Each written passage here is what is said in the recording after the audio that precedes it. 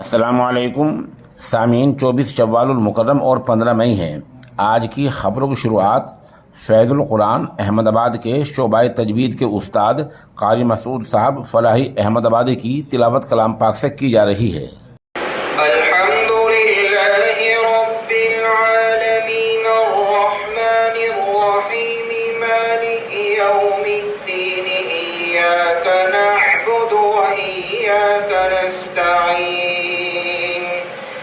اهدنا الصراط المستقيم صراط الذين أنعمت عليهم غير المغضوب عليهم ولا الضالين.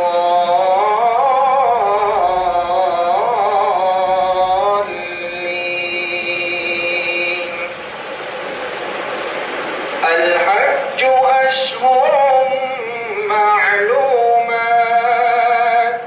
فمن فرض فيهن الحج فلا رفث ولا فسوق ولا جدال في الحج وما تفعلوا من خير يعلمه الله وتزودوا فإن خير الزاد التقوى واتقون يا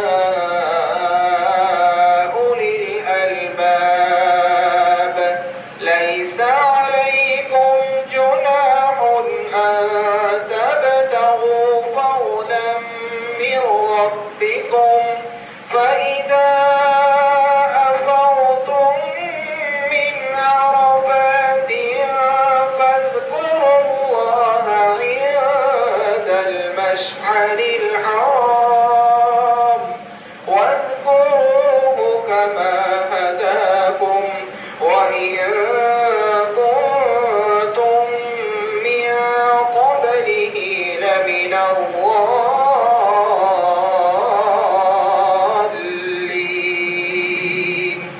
ثم أفيضوا من حيث أفاض الناس واستغفروا الله إن الله غفور رحيم. فإذا قضيتم مناسككم فاذكروا الله كذكركم آباءكم أو أشد ذكرا. فمن الناس من يقول ربنا